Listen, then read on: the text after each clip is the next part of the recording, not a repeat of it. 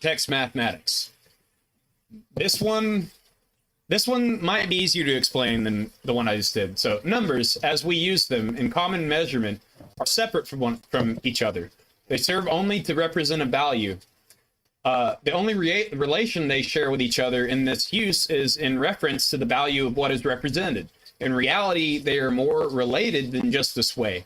There only exists 10 digits of value, including 0. Anything more is a combination of the 10. The pattern on this page will be used to illustrate my point in this section. In biological growth, cells replicate by dividing themselves in half, but simultaneously multiplying by 2. A single cell will divide to become 2, the 2 to become 4, and then the 4 to become 8, and so on. Taking the pattern of cell growth and applying it to this image will start at 1 and progress by doubling. So 1 plus 1 is 2, 2 plus 2 is 4, 4 plus 4, 8, 8 plus 8 is 16. Now if you add 1 plus 6, you'll get 7, because we're going to reduce to a single digit. So you go to 7, and the pattern proceeds by addition of the result until it returns to a single digit. Yeah, I said that. Okay, so 16, all right. This might be hard to explain. All right, so 8 plus 8, 16. So that brings us to 7. So you can do this several different ways. You can keep on with 16. You can add 16 together and get 32. 3 plus 2 is 5. Or you can do 7, which will bring you to 14, and 1 plus 4 is 5. So they both go there, and it no matter how far this pattern goes, it always sticks to the same pattern, and it's an infinity symbol. And it even goes in reverse. You can do it with decimals and fractions. So let me try to outline that real quick.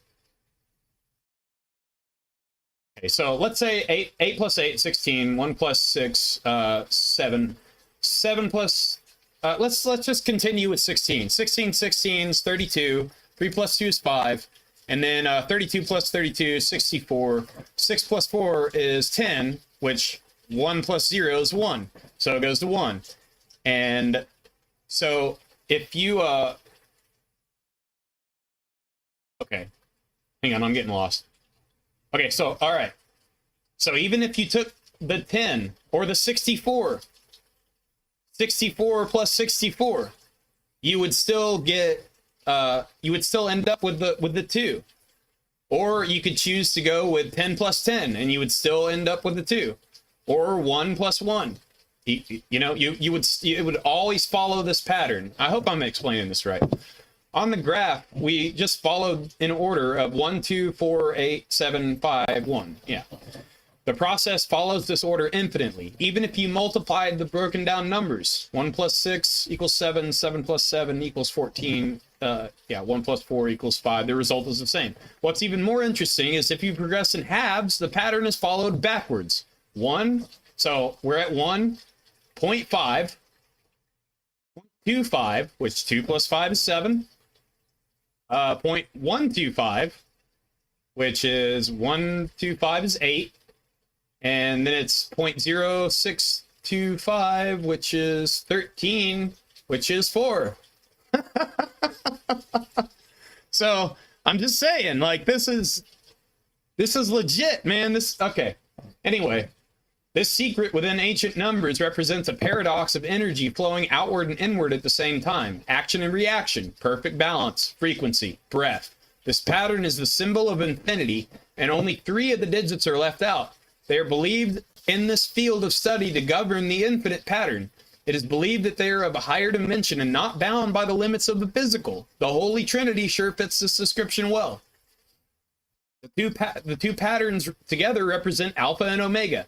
Alpha as 3, 6, and 9, and the symbol of infinity deriving from the lowercase omega. In addition, if the single-digit reduction method is applied to the Fibonacci sequence, an infinitely repeating cycle, or infinitely repeating pattern occurs every 24 numbers.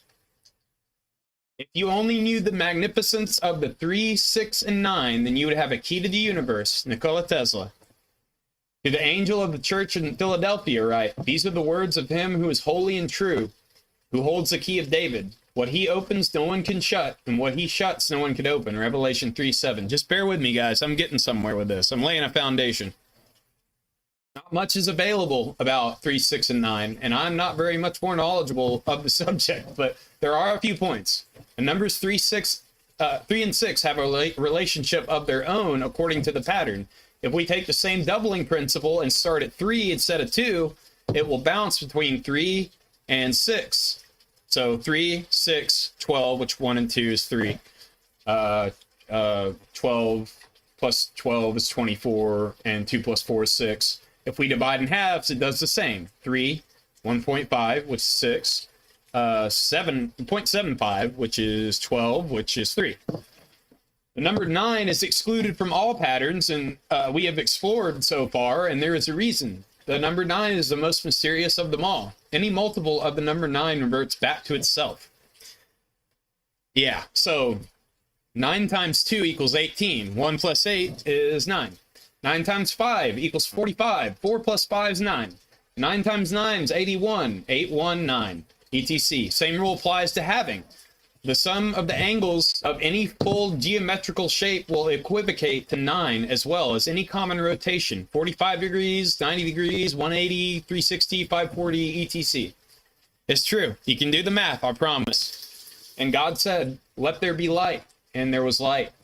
God saw that the light was good, and he separated the light from the darkness. God called the light day, and the darkness he called night. And there was evening, and there was morning, the first day. God began creation with this very process, dividing the one to become 2. And God said, let there be a vault between the waters to separate water from water. So God made the vault and separated the water under the vault from the water above it. And it was so. God called the vault sky, and there was evening, and there was morning, the second day. And God said, so there's another division to make 2. A halving to make 2. And God said, let the water under the sky be gathered to one place, and let the dry ground appear. And it was so. God called the dry ground land, and the gathered waters he called seas. And God saw that it was good. Again, halving to become 2, land and sea.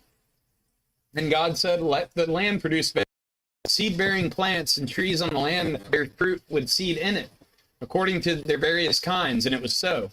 The land produced vegetation, plants bearing seed according to their kinds, trees bearing fruit with seed in it according to their kinds, and God saw that it was good. Genesis 1, 3 through 12. That's cell growth.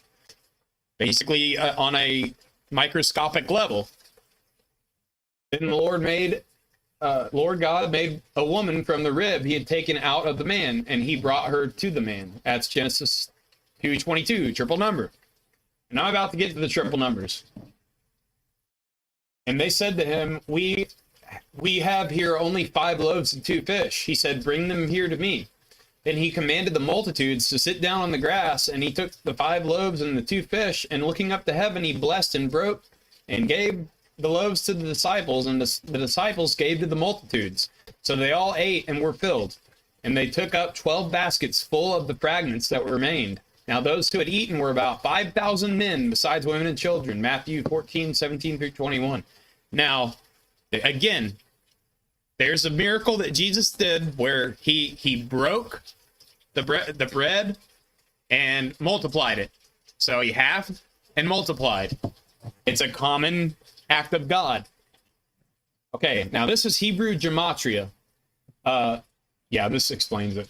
The Hebrew alphabet consists of 27 letters that each form to a base number value and also correlate to an original symbol. 5 of these letters were added to the original count of 22. The art of Hebrew Gematria involves an ancient tradition of converting Hebrew letters to their numerical value to find sums and titles and names. This was a process utilized frequently in Hebrew culture. People's names were often calculated in professional environments using this method for promotion in certain fields, believe it or not.